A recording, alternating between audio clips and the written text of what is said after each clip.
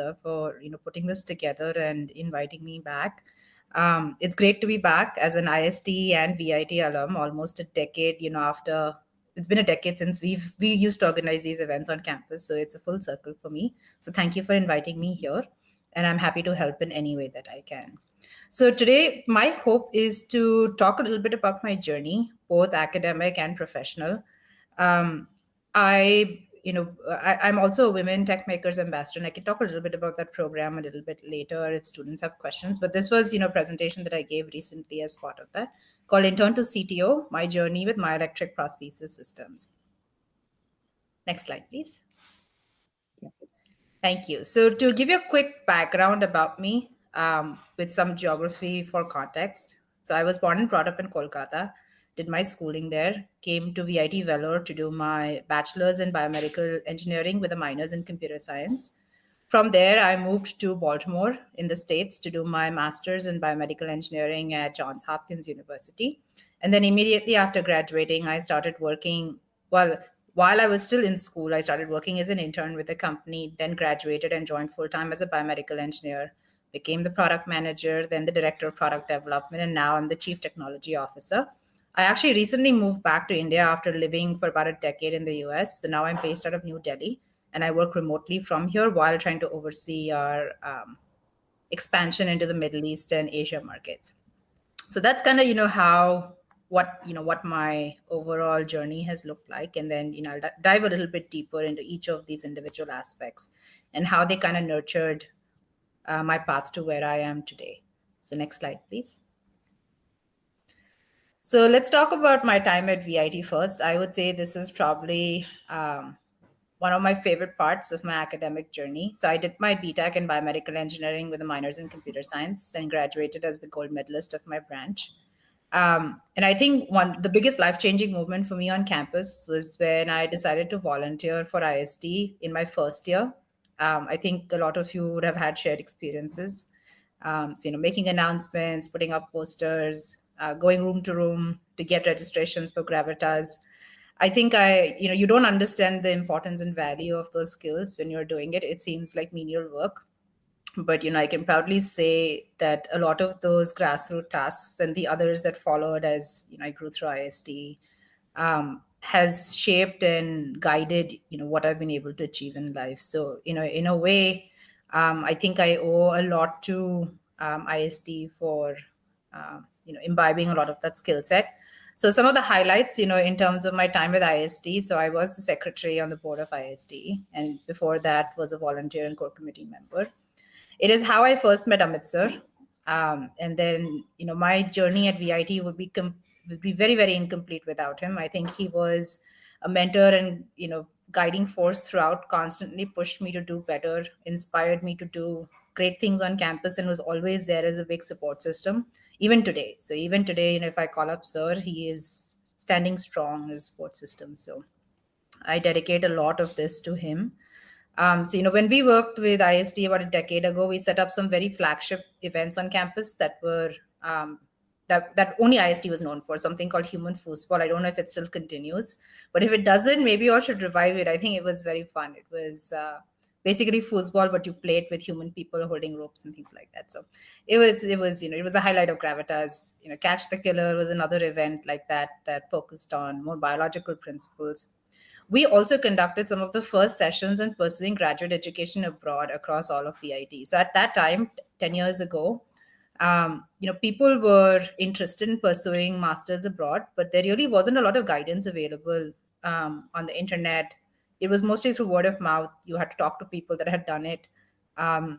So what we did is, as part of IST's focus in bringing resources to students that help in overall academic and professional development, we had conducted some of the first few sessions on how do you go about pursuing graduate education abroad? What does that entail? How do you, put together an application and things like that? Of course, since then it has boomed and now it's almost common knowledge on how to go about this process. But back then we were pioneers in that space. Some more about my time at VIT. I also served as the president of the VIT Debate Society. We won the Best Club award during my tenure. We were the first ever VIT team to actually break at a competitive debate tournament. What that means is we were the first to qualify out of the pre-qualifying rounds into the actual competitive rounds, which was huge for us. We brought back VIT-MU into campus in 2013. I served as the Secretary General of the conference, and VIT-MUN is now synonymous with our campus. Everybody knows about it on VIT and outside of VIT. And we conducted one of the largest editions of the VIT debating tournament. One thing I will point out is, again, none of this would have been possible without Amit sir and Shashi Kumar sir, because a lot of the debate society events also happened during Gravitas and Riviera, and sir then served as the convener, events coordinator. So between both Amit sir, Shashi Kumar sir, we were able to do this with their guidance and help. And then something that's really, really special to me about my time on campus is when I was serving as cultural secretary on the VIT Students' Council in my final year. And Amit sir and I worked together to conceptualize and conduct the first ever IKEA in 2014. It's VIT's flagship cultural parade.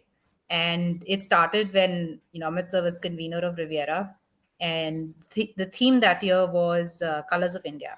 And he said we had to do something different on campus. And that's how IKEA was kind of conceptualized in Amit sir's office in, I think it's still in the CDMM building. So we sat there and, we decided this is how we're going to go about it. So again, from putting up posters and making announcements to conducting IKEA, you can kind of see how, the skill set that we gathered over the years in terms of putting together proposals, making convincing arguments for why an event was a good one, justifying resources and budgets, all, kind of worked toward this. And a lot of those skill sets are things that I still use in my workday even today. And then, the cherry on the cake, obviously, of my VIT journey was graduating with a Chancellor's Gold Medal for the Best Outgoing Student of 2015. So all of this kind of laid the ground for the next, academic step in my life, which was to go to Hopkins for my master's in biomedical engineering, a fully funded master's in biomedical engineering. So Aradhya, can you switch to the next slide, please? Yeah. So I did my MS in biomedical engineering. I was a research and teaching assistant in the neuroengineering and biomedical instrumentation lab under Dr. Nitish Thakur, who is the god of neuroengineering in the world today. It was almost a fangirl dream come true moment for me. And I had the great privilege of working on my thesis under his guidance on flexible electronics for high density EMG-based signal acquisition for upper limb myoelectric prosthesis control, which was funded by a US government grant as well. And then in addition to obviously, doing academic stuff at Hopkins, there's no way I could let go of, all the fun that I'd had with ISTE and DEPSOC on campus. So I then became advocacy chair on the graduate representative organization, the Student Council Equivalent of grad students at Hopkins. Served as a graduate international ambassador with the Office of International Students, and was also a Girl Scout leader with the Girl Scouts of Central Maryland. And then, received several scholarships and awards through my master's journey as well. But this, really prepared me for that technical rigor, which VIT had laid a good foundation for. But this was, the key specialization that has, that has then helped me move forward in my professional career. So across both VIT as well as Hopkins, all the soft and hard skills that I learned have really helped me grow both professionally and personally. So now let's move on to the next slide. So a little bit about the company that I work at right now. It's called Infinite Biomedical Technologies, more commonly known as IBT. We were founded in 1997 out of Hopkins. So far, our products have served more than 4,500 patients across 37 different countries. We've won numerous awards. We have 4 FDA-cleared CE mark devices and an annual revenue that's greater than $1 million. Next slide, please. So, obviously, if you're attending a talk with me, you don't get to go away without learning what a myoelectric prosthesis is, because it's my bread and butter and I can talk for hours on it, but I will limit it to a few minutes. So myoelectric prosthesis is basically an artificial limb or a robotic arm that's fitted on individuals that have had limb loss. We work in the upper limb space, which means we target anything from a partial finger amputation, so where you lose a part of your finger, all the way up to your shoulder. So any level of amputation from your part of your finger all the way to the shoulder, we can build a prosthesis for it. What we make is the brain of the prosthesis. So the sensors and electrodes that integrate with your residual limb or the musculature and nerves that are still intact after your amputation surgery was performed, that are still able to pick up the nerve signals that the brain is sending into the muscles. These signals are picked up, and then we have fun and fancy algorithms that live on our controller that take these signals and try to derive meaning out of them. They can be pattern recognition or AI based. They can use other forms of advanced algorithmic control that then pick up these muscle signals and try to decode the user's intent into driving electric hands, wrists, and elbows. So now what you have is basically, an electronic device that's replacing your lost limb that you can use as a tool in performing your activities of daily living. Of course, everything is an app these days. So does your prosthetic arm. And we also build the clinician and patient friendly user interface apps that work on mobile phones, both Android, iOS, iPads. Our previous gen worked on Microsoft Surfaces as well, that allow you to change the settings, look at the function, improve your function, practice with some virtual games, so that you're able to better integrate this device in your activities of daily living. So that's forms the bread and butter of what we do at IBT. Of course, because this is a medical device, it has a lot of different functions. I'll go into what some of those things look like in my next slide. Next slide, please. Thank you. So, with regards to my journey at IBT, I touched upon this a little bit earlier, but I actually started out as an engineering research intern while I was doing my master's at Hopkins. So, to go from there to a biomedical engineer, where I started working on more specialized work that was related to my thesis. I was building flexible sensor interfaces that could be commercialized. Then moved on to product manager, and as part of this, looked at not just the flexible interfaces projects, some of the other projects as well. Helped brought one of our technologies through FDA clearance to market launch. Then in 2019, became director of product development, started overseeing a lot more of our production manufacturing, regulatory and quality compliance, as well as product development. And then as CTO, I now oversee all of the things that I did as director of product dev. And in addition to that, also look at our overall business strategy, vision, and planning across multiple divisions in the company. So it's been a fun ride. Again, I can, if I had to drop parallels, it's similar to sticking posters and making announcements to actually conducting, say, large scale events on campus or doing bigger things, bringing more impact to the organization. So you can kind of see parallels, and this is, I think, something that I will stress upon in some of my future slides. But hold that thought there. So let's go to the next slide, please. So what does my day look like as CTO? It's each day is very different than the other. There is really no fixed formula. It involves putting out a lot of fires. It involves reprioritizing things a lot. It requires me to constantly be on my toes because I'm looking at a lot of different divisions. So product development, which includes both new products that we are developing as well as existing products that are out in the field. So for new products, we are looking at how, what are the testing steps that we need to take in order to, say, lock a feature. Once a feature is locked, what are the things that we need to do to move it over to production and manufacturing so that they know how to build the device? So, different kind of things there. For products that are already on the market, let's say we get a complaint, we have to evaluate the severity of the complaint. We have to understand whether this qualifies for having to inform the FDA that something bad has happened, whether this needs a new feature design or feature update. Let's say we got 10 different complaints about the same issue in the last 6 months. That probably means there's a bug with the system or there's an issue with the system that we need to fix. So then, kind of overseeing that process. Regulatory quality compliance, because we make FDA class 2 devices. We're heavily regulated by agencies. So we get audited by the FDA. We have to make sure we have a paper trail for everything we do. There's a saying in the regulatory quality world, if it's not documented, it didn't happen. So we need to make sure that everything that's of utmost importance is always documented in the correct way. All of our processes need to follow standards compliance. So those of you who are familiar with Gravitas and Rivera know that there's a financial audit that happens, right? There's ISO 9001 audit as well.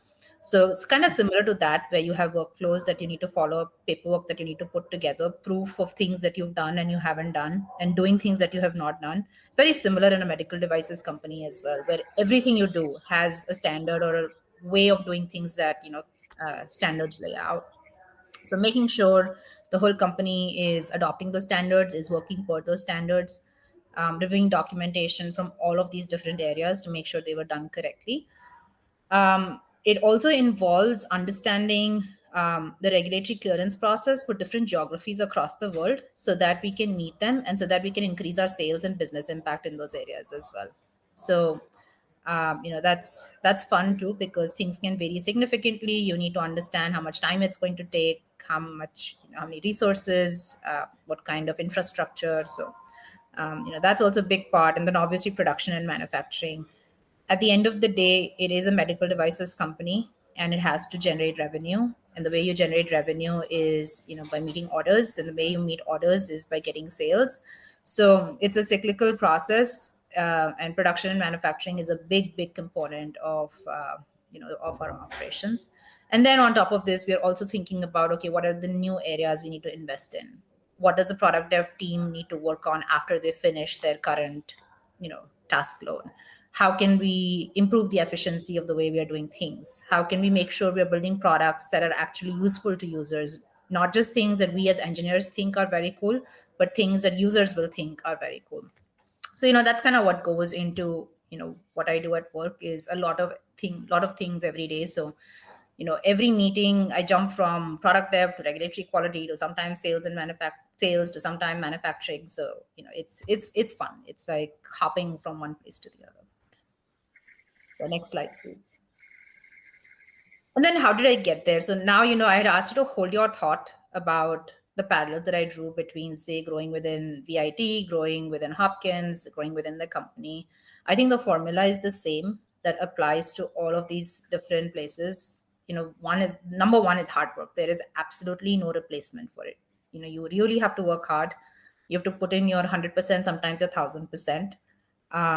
And in whatever you do, because that's ultimately what shines everywhere. If people see you're doing hard work, you're doing a good job, you're automatically going to get opportunities that you had not maybe even planned for or thought about. The next is building deep relationships. I think this is something that undergrad students overshadow sometimes and don't really pay a lot of importance. So I would ask you to take this as the most important takeaway from my presentation, is building those deep relationships. You're in an institute where there are thousands and thousands of students, there are thousands and thousands of faculty and incredible infrastructure.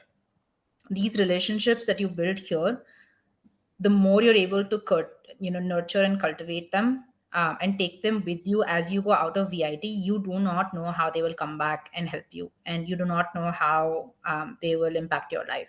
So I met Amit sir in my first year when I was in VIT. That was back in 2011.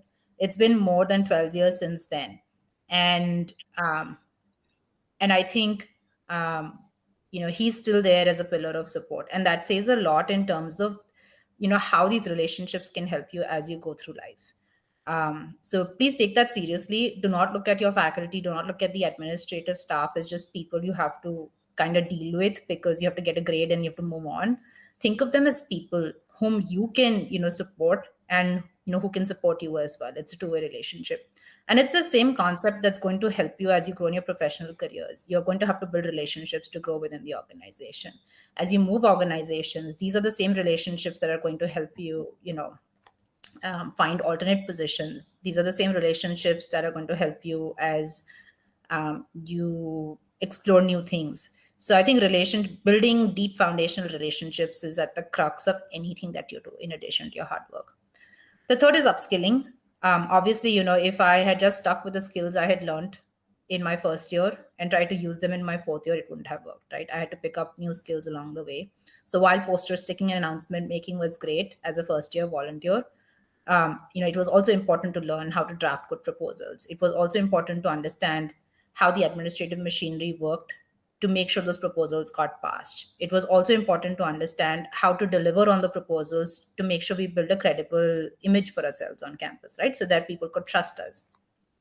So, that's upskilling in the context of VIT, obviously. But upskilling in the context of the professional world is, again, if I had limited myself to the skills that I had, say, gained out of my master's degree or done in my first year at IBT, I would not be sitting as the CTO today, because nowhere in my graduate degree was I taught anything about regulatory or quality compliance. In my first year at IBT, I was not doing anything related to regulatory and quality compliance, right? But now I'm overseeing the division, and that happens by investing your own time and energy, taking the initiative to explore areas that interest you, that you maybe don't have enough understanding in, and investing in time and energy in developing your skill set in that area. That actually leads to the next point, which is self advocacy, which I think is also very important for you to keep in mind. Is usually upskilling and I think self advocacy go hand in hand, especially in the professional context. Is that unless you advocate for yourself to your manager or whoever you're working with, that these are the areas that I wish to grow in, please help me or tell me how I can, you're not really going to get those upskilling opportunities. So it's very important to kind of introspect every now and then about, okay, is this what I want to do? Or is there something different that I want to try? And if there's something different that I want to try, how do I get there? And in order to get there, whom do I have to speak to and what do I need to ask for? So self advocacy, I think, is an important component of both personal and professional development. That's good to start building in the sooner that you're able to. It might mean, in the context of, say, organizing events on campus, that, hey, I'm organizing event A, but a friend of mine is organizing event B or something, and that looks interesting, but that wasn't assigned to me by, say, my seniors. So maybe, I cannot get involved with it. No, go talk to your seniors and say, hey, that looks interesting. Can I maybe volunteer my time for it, right? And that's you being a self advocate and you taking on the initiative to upskill yourself. Or let's say, your chapter or club is trying to get an event passed, right? Maybe take the initiative and say, hey, I'll do the first draft of the proposal. And it might not be great because it's the first time you're writing a proposal, but that's why you have other people around you who've done this, who can tell you, okay, hey, these are the changes we made because this is what, this is how we represent this information. So these are some small ways in which, you can start, you know internalizing the concept of upskilling and self advocacy. And the last is negotiation skills, right?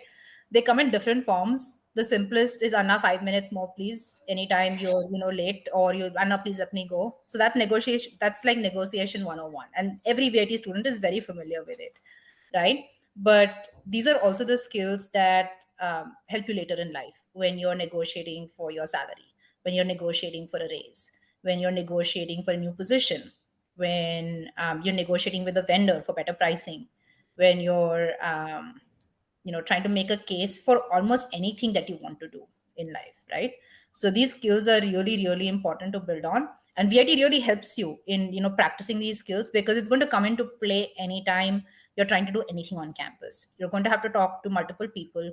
Each of those people have a different perspective from their stakeholder position, that what they need to look out for. So you're going to have to convince them. And anytime you're convincing someone, there is some component of negotiation that's involved in it.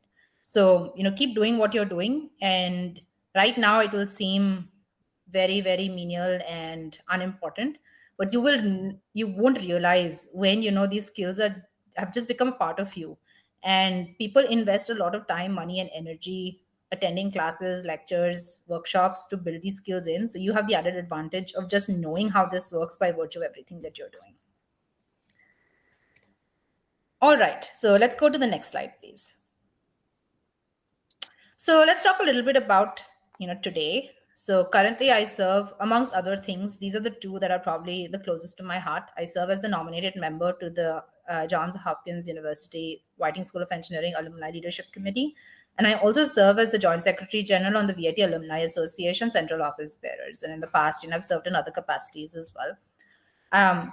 And of late, working with both these two organizations has allowed me to work very closely with VIT and Hopkins, and also facilitate collaborations between VIT and Hopkins. I was on campus a few weeks ago, and we announced some of our new programs that VIT and Hopkins are creating collaboratively. The first is the Hopkins Exploratory Engineering Program, which is exclusively for VIT students. It allows VIT students from first year through fourth year to actually travel to Hopkins for a fully funded 1 week immersion program, where you basically get to sit in on lectures by leading faculty members who are some of the leading researchers of the world. You get to build networks, as we discussed, how building those deep relationships are important. You build deep relationships with faculty at Hopkins that you potentially might be interested in doing your master's research or PhD research with, or even, summer research with. So it puts you in very close proximity with some of the decision makers at Hopkins, while allowing you to get a taste of what life at Hopkins looks like. So, if you're a first year, second year, third year, fourth year student, we just closed the applications for this year's cycle, but hopefully it's going to open again next year. So keep an eye out for next year's HEAP application program. And then something that all VITians should be extremely proud of is that Hopkins is offering 25 Dean's fellowships that give you 50% tuition waiver exclusively for VIT students applying to GHU engineering master's programs as part of the early admission process for fall 2024. And the application deadline for that is December 15th. This is unheard of. So Dean's fellowships were, up until this moment, reserved only for Hopkins students at Hopkins. So if you're a Hopkins undergrad student doing a master's, this is probably something you could apply for. This year, Hopkins has opened this exclusively for VIT students. No other institute in the world, just VIT students. And they're offering 50% tuition waiver for master's programs, which is also very unheard of in this current scenario. So if you have friends, who are applying for fall 2024 in engineering, I think Srinivasan sir has sent out a bunch of emails with posters, flyers about information on applying, what departments, are offering this fellowship at Hopkins. Please take a look, because it's Johns Hopkins University is world number one in research to date. They have never been outranked by any other institute. They get the highest amount of research funding in the United States, and they have some of the most cutting edge research programs in the world. So if you're considering, masters by research or even a master's in engineering, the MSEM program is very popular amongst VIT students. Please take a look at this and make use of this opportunity. And then, a little bit about VIT. So we have a very strong alumni association as well. I'm not sure how many students know about it, but we actually have 59 chapters in 15 different countries. So you can see the list in both international and domestic chapters. Once you finish at VIT, no matter which part of the world you go in, there is going to be a VIT chapter near you. So, keep this in mind as you're preparing to fly out of the nest. First year, second year, third year students, this is good for you to know about. And final year students, please reach out to the alumni at vit.ac.in. You can also learn more about VITAA and also register for free at www.vitaa.org. And that plugs you into the entire alumni association network. There are numerous advantages.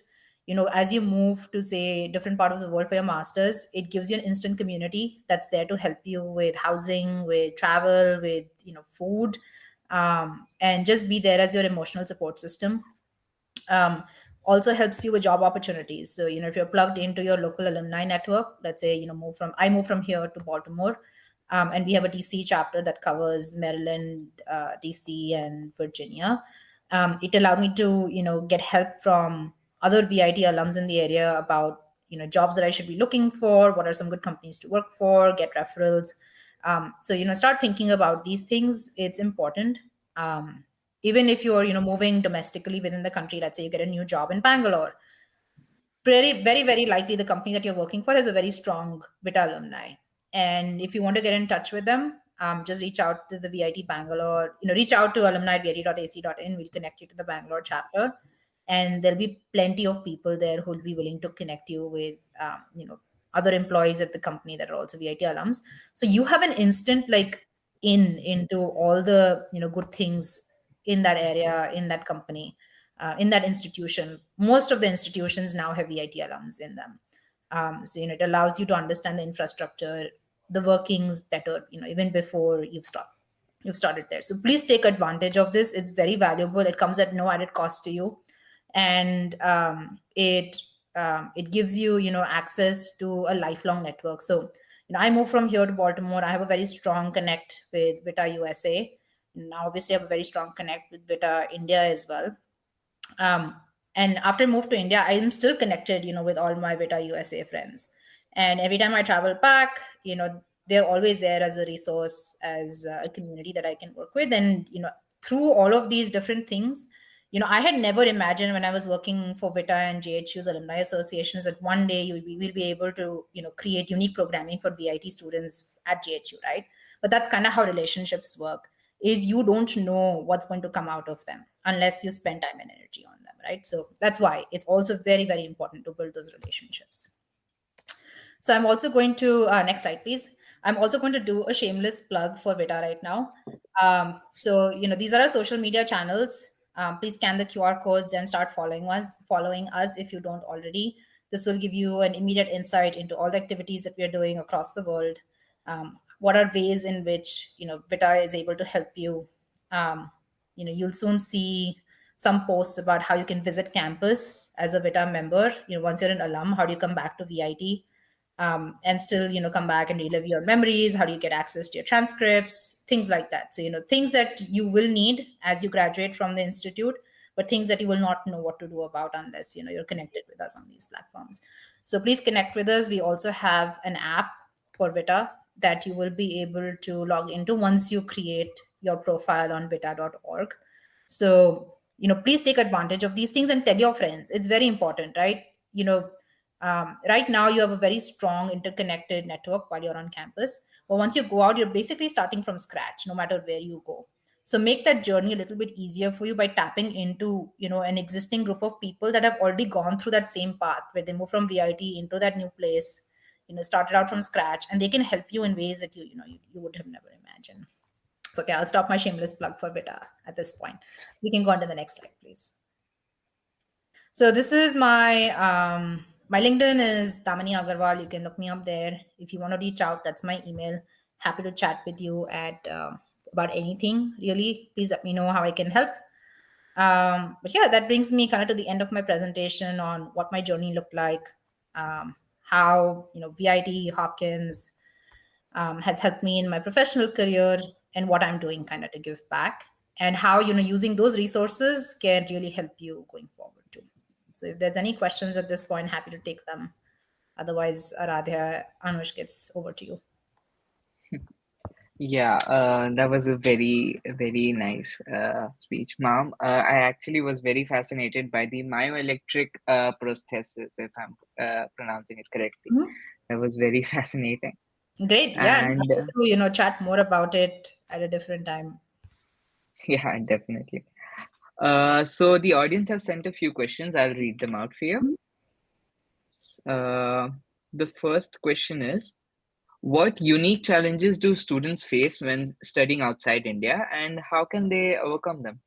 Yeah, that's a great question. So I'll start with some, very simple challenges that you face to more complex ones. Some of the most simplest ones that I faced is, in India, we drive on one side of the street. In the States, you drive on the exact opposite side of the streets. You have to look on different sides of the street when you're crossing it. So it was, it seems very, very simple, but it was problematic for the first few, weeks while, you reorient yourself. Temperature changes are a big one. Again, it seems kind of again very, very low level, or what is she even talking about? But it's a huge deal. Like when you're going from Vellore, where you're used to blistering summers, to say a place where it snows for a good 3 or 4 months, it is an adjustment. So yeah, I think those are the two big ones. I think VIT really prepares you to be independent, in terms of living in your hostel, kind of learning how to survive, without your family very close to you. Um, so I think that transition is a little easier in terms of living in a dorm or living in graduate housing, or sharing a flat with other people, because everybody's had roommates at some point or the other. So you know how to live with other human beings that you've never met before. But I think there's a classic difference between undergrad life and say master's life, where my hostel mates today are some of my closest friends even now, right? These are people that I have shared stories with over years and years. But I find that there's a difference in the way you connect with your undergraduate friends and your master's friends. I think your master's friends will be more professional acquaintances, less of your hostel chuddy buddies that you're used to from undergrad. And I think that's also a mental shift you kind of have to prepare yourself for, is you're likely not going to get that same level of interpersonal connect with that person. Everybody is there to kind of do a job at that point. You're there to do a graduate program. You probably don't have time to socialize as much as you did when you were in VIT, where you could just hang out on campus, right? So those are some changes. um, Curriculum wise, I think VIT really preps you well for project based learning, which is what most advanced academic programs do. Is it's very very project heavy. It requires you to be prepared for every single class really well. You kind of build in that rigor of being able to study even if it's 3 or 4 exams in one day, right? Some people have 2 cats a day. You might have, one cat in the evening, 2 cats next day, 1 cat the next day morning, so 4 cats one after the other, right? So all of those things prepare you for that academic rigor. But I think you are now responsible for your own discipline is what the difference is that here obviously you're constrained by your attendance, so 75% you have to attend in order to sit for your exams, right? So that's a rule that VIT is putting on you to kind of put that discipline in place. But as you go to these master's programs abroad, they're not going to put that they're not going to put that attendance restriction on you. But if you don't attend classes, you're going to find it very very hard to follow. So you're going to have to self discipline yourself to put yourself in that same framework without that without that without someone basically overseeing you. So that's, I think, where the change comes is you have to do the exact same things. You cannot get away with less than 75% attendance there as well, for the simple reason that you will not know what is happening in class anymore. Or you will not be able to finish your assignments, which again, similar to the way assignments and quizzes and cats contribute to your final grade, they do very heavily there as well. Right. So I think the infrastructure is all in place. What changes is that you need to be um, more independent and more disciplined yourself to see things through. So I think that's the biggest change, honestly, aside from, small things like food and temperature and climate and who's driving on which side of the road. So VIT basically prepares you for very nicely that for for abroad studies, VIT prepares you from the start itself. Yes, Am I correct? absolutely. Absolutely. So that by the time you graduate, it's actually ingrained in you. You don't have to think twice. And you see that very clearly when you see students coming from, say, programs that didn't have FFCS, where they didn't have to run from one building to the next for classes, or where they didn't have, back to back exams like this. And it was very structured and they had one exam a day or a day of gap between exams, right? You can see that they struggle to cope with this because they're not used to that, they're not used to that flexible credit system. Okay, that's a very thank you so much, ma'am. And the next question is, what financial considerations should students keep in mind when planning to study abroad? And are there any scholarship opportunities they can explore? Yeah, you mentioned quite a few scholarship opportunities. What else financial things should we keep in mind? Yeah, that's a good question. I think most students look at ROI, which is whether pursuing a degree at a specific cost at a specific institute is going to give them a return on their investment. As they look for a job, in terms of employment opportunities, in terms of future professional growth. So I think that's a very personal decision. To be honest, there isn't really a set sequence of steps that I can recommend that if you do this, you're going to be successful. I think asking this question is the first step in itself that you're thinking about this practically. One thing to be just careful about is that a lot of people, when you're going for masters, you go with the thought process, if I do my masters at a good institute, it is automatically going to guarantee me a job, right? We often link the quality of an institute with our higher ability. That is no longer true after you finish undergrad. Once you go for your specialization areas, it's your skill set that drives your higher ability, not your masters. The way your masters helps is the collaborations they have with companies where they're at least willing to review your resume. But beyond that, your academic institute really plays no more role, no bigger role in getting you hired. It all boils down to your skill set. And at least in the last 5 years or so, the trend across hiring in the US is based, people are giving lesser and lesser importance to the school name. They're giving more and more importance to what program you've done and how the skill set that you developed in that program is going to be transferable to the job that you're applying for. So it's very, very heavily driven by skill set match. So you can go to a great institute, but if you graduate as one of the bottom students, you're likely not going to land a job. So it's not enough just to get into a good institute. You have to get into an institute and do very, very well there. That being said, some institutes are known for some of their programs. So if you're trying to build a good skill set, going to a good institute that has a good program is going to help you build that good skill set. And that should be your aim. Your aim should be to build a high quality skill set. And then you figure out the pathway to building that high quality skill set. And finances are obviously one aspect of it. Is that institutes have a wide range of you know financial structures, and you kind of need to see which one works for you and how. In terms of scholarships, so there's different ways I think that you can offset the costs of your masters or your PhDs. PhDs are typically fully funded, so let's focus this mostly on masters. One is obviously private scholarships. So there are a bunch of them. You're going to have to do research for them. Some of the ones that I mentioned used to be there at least 10 years ago. I don't know if they're still continuing today. Their structure might have changed, but the way I found them is basically by doing a Google search every now and then. Let's say the minute I hit my third year, I was probably, I had a Excel sheet where I was keeping track of all the different scholarships I came across, what the eligibility criteria was, if I qualified, when they opened their applications, in what window, and then preparing in advance for, submitting to these scholarship programs. So you almost have to treat scholarships similar to your master's application. The amount of work that you put into your master's application, you probably have to do the same thing for scholarships. The other way that you can get scholarships, if you're not looking at, say, the private scholarship route, which are typically very competitive and limited, is to look at within the institute itself, right? So the way you can get scholarships within the institute is, if it's a research-based university where you're expected to get a position in a research lab, or there are opportunities in research labs for you to work as an RA, is by reaching out to those labs. So start with professors, PhD students, postdocs that are in those labs, set up times, set up meetings to talk to them, and don't wait for your admit to do that. So let's say you've applied in by November or December, start scheduling those calls already. Because if you're waiting till you get an admit to do this, those positions are likely already going to be filled by existing students on campus. So if you need to get an edge, over them, you need to have these conversations earlier in the year when these labs are still in the process of their budgeting. So set up these calls. If possible, let's say, sometimes what happens is not a lot of progress gets made virtually. When you get to campus, the first thing you should just do is just go show up at the lab, and say that, hey, I had tried reaching out over email. I'd love to speak to Professor XYZ. When would be a good time to chat with him? And the prof might come in half an hour, keep sitting in the lab till the prof comes, and set up a time to talk.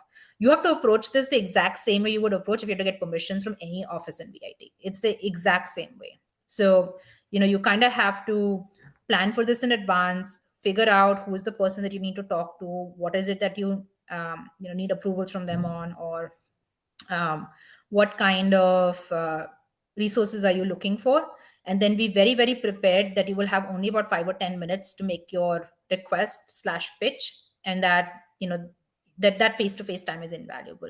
But you kind of have to do that yourself. Like, nobody is going to come and tell you, okay, now you must reach out to the professor to talk to this, here are the professors you must reach out to. This is all work that you have to put in yourself. So that's kind of what sets you apart as well in the professor's eyes. Is if some student has been hounding him that, hey, I want to work with you, he's likely to give that student a position over, say, opening a job posting to get 10 people to apply.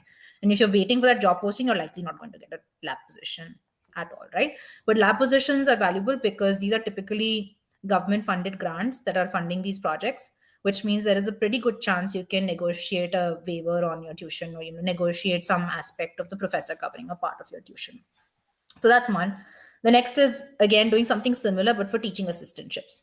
If you go ask an academic coordinator in any institute, they will tell you that new students are not awarded teaching assistantships, right? If you take that as an answer and you go, you're not going to get one. What you need to do here, again, is talk to your seniors or talk to other students who are on campus about how they got teaching assistantship positions. It usually varies campus to campus and department to department. But for the most part, what I have seen is that the way to land a TA-ship in your first year, so when you're just getting to the institute, is to reach out to professors that are teaching courses that you have already finished in your undergrad and you've done well in them. So let's say you've got an A grade or an S grade in them. Reach out to professors that are teaching those classes, preferably within the same school that you are applying to. So let's say if you're applying to the biomedical engineering division at Hopkins, probably makes sense to, say, reach out to biomedical signal processing professor, or say a biomedical instrumentation professor at Hopkins, because you've probably done those classes already, and say that, hey, I would love to be a TA for you. and I see that you're teaching this course this semester, and I've already done those classes as part of my undergrad. This was my grade. This is why I did exceptionally in this class, because I did maybe XYZ project that gave me good hands-on knowledge about these specific theoretical areas. um, is there a chance that I could TA with you? Again, you have to kind of drive that process to get those. And then the third way is obviously through on-campus jobs. Most universities have a lot of jobs in library, gymnasium, etc. So, again, keeping an eye out, reaching out to those positions early, because they fill up very fast. Both undergrad and master students are competing for them. And then the last option, and this one is contingent on immigration policies. It may not apply to every geography, might not apply tomorrow if things change. So, you should obviously consult with your international students office before doing this. But often graduate students have the ability to take paid internships over summer that can help offset some of your costs as well. So that was my long spiel. I'll stop now. No, no, it was a very concise and perfect answer. Exactly what we were looking for. And one more question is, are there any specific strategies or resources that you recommend for international students to excel in their studies? I would say in terms of strategies, do your homework as early as possible. Um, graduate school homework is very different than undergrad school homework, because it often requires you to collaborate with your peers. It often requires you to attack a problem from different angles. It's not going to be very straightforward, basically, your homework. And it is designed so that it takes you a week to finish. So if you're going to save that to your last day, and at that point, you probably have homework from three other classes as well, you're not going to do very well, or you're going to have a lot of sleepless nights. One of the two is going to happen. So I would say that finish your homework as soon as possible, or at least get started on it as soon as possible, because it will help you determine how long it's going to take you to actually finish it and what resources you might need. Like, you might need to spend half a day in a lab trying to figure things out. You might have to set up, an open hour session with a TA. You might have to go talk to the professor about something you don't understand, or you might have to set up a study group session with your other peers. So it gives you time to do that. So I would say that's one. The second thing I want to say is, do not focus just on academics. The academic curriculum abroad, while it is rigorous, still allows you time. If you're good at time management and balancing things, it allows you time to do other things as well. And it's very important to keep doing that, to make sure you have other ways of making, so that basically not seeing the same people day in and day out every single day. It allows you to pursue other hobbies. It allows you to meet more people on campus. It allows you to build more relationships. So it's important to do something apart from your core academics as well. And most companies are also now looking for people that were not just pure technical, not immersed just technically within their institute, but also doing more than that, right? So that's important to do. And then aside from that, um, yeah, I mean, those are, I think, the key things: is finish things early, if not on time, and do things outside of class as well. Okay, thank you so much, ma'am. One last question is, to what extent does changes in education systems in different countries affect a student experiencing all? Is it beneficial or challenging? I think it depends on how you look at it. Do you look at it as glass full or glass empty? So, any change, in my opinion, is always going to be challenging in the beginning. But how you deal with it kind of depends on how you look at the problem. Are you looking at this as a skill development opportunity, or are you looking at this as something that is demotivating you, right? So, if you look at every challenge as a skill development opportunity, which it is, I think you'll be more successful in working through it. Always think about it this way: you are not the first person that is going through this. There have been years and years of people that have already done it, which means it's a doable problem, right? What you need to figure out is the resources that can help you across the finish line. So that's kind of probably the mindset that is helpful. That being said, change can be hard. And if it is hard, and if you feel that it is overwhelming you, there are a lot of peer resources available at a lot of these institutes. Talk to your friends, because they're likely going through the exact same thing that you are. And maybe you can go out for ice cream together, and that will make both of you feel better. So it's very important to look at it both ways, that yes, it is challenging, and you have to find the resources to help you go through it. That being said, don't ignore your mental health and emotional well-being. and seek help, if you need it. And help could be as simple as talking to your roommate and saying that I had a bad day, let's go get ice cream. Thank you so much, ma'am, for your willingness to share your expertise with us today. I extend my deepest gratitude for your insightful speech. Your guidance on navigating the path to higher education was incredibly valuable, offering a roadmap for those seeking academic pursuits beyond borders. Your expertise and thoughtful insights have left a lasting impression, inspiring and enlightening us. Thank you for generously sharing your experiences and knowledge. Your contributions have made this event truly special, and we appreciate the profound impact you've had on our understanding of educational opportunities. Now, I kindly request all attendees to take a moment to fill out our attendance sheet. The attendance sheet link can be found in the chat box. Your participation is crucial as it helps us enhance our future events, ensuring we provide content that resonates with you. Additionally, please take a moment to share your feedback through the feedback form. Your insights are invaluable. Stay tuned for our upcoming events, where we will continue to bring you valuable insights and discussions on essential topics. We also encourage you to follow our social media handles for updates on future events and valuable resources. Once again, a heartfelt thank you to Ms. Damini Agarwal for being our guiding light today. Your dedication to this cause is truly inspiring to us all. Thank you, Mom. Thanks so much, Aradhya. Thanks, Anush. Thanks to the rest of the IST team. It's good to be connected with all of you. And then big thank you, obviously, to Amit sir and Shashi Kumar sir, for continuing to be our pillars of support. So continue the good work that you all are doing. It was such a pleasure to be back.